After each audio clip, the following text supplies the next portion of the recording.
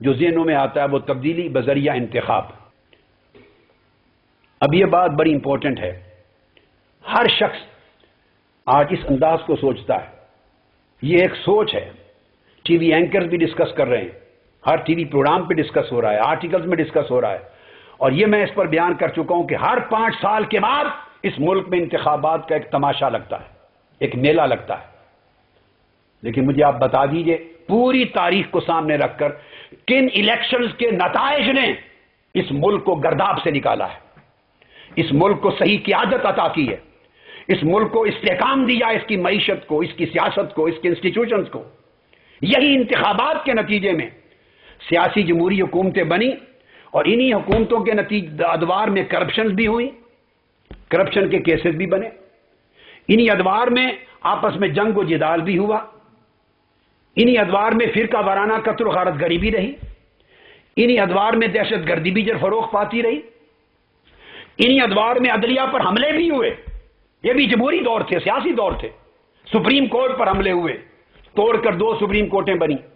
اور یہ بھی سیاسی دور ہے کہ جب سپریم کورٹ کے فیصلوں کے عمل درآمد کو روک دیا گیا، اور سپریم کورٹ فیصلہ کرنے میں آزاد ہے مگر عمل درآمد کرانے میں مقید قیدی بن کے رہ گئی. اس کے کسی فیصلے کا عملی احترام نہیں. اور پارلیمنٹ اور سپریم کورٹ کے اندر ایک تضاد اور ایک تصادم کی فضا بھی جمہوری دور میں ہوئی. وہ فیصلہ کرتے ہیں. اب سپریم کورٹ کے پاس یہ مینڈیٹ نہیں ہے، اتھارٹی نہیں ہے. ابھی کراچی میں آپ کے سامنے واقعات ہیں. میرے بیان دینے پر، ریکویسٹ پر، سپریم کورٹ نے از خود نوٹس لیا کراچی کے قتل و غارت گری کا.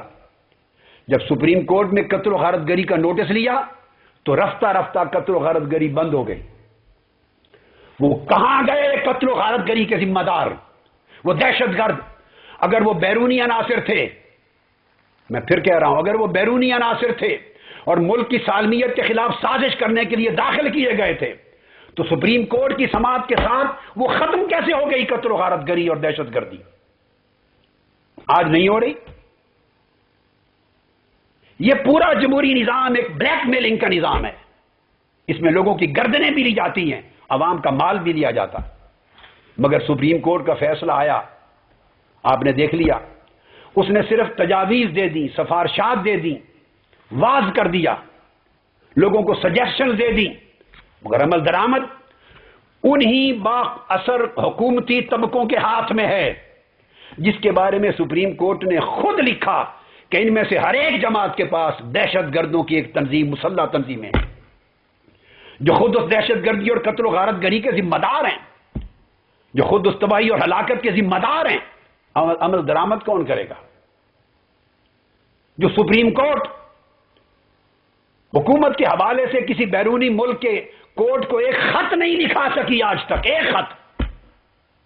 اس سپریم کورٹ کی آزادی کیا آزادی ہے؟ یہ ڈیموکریسی ہے.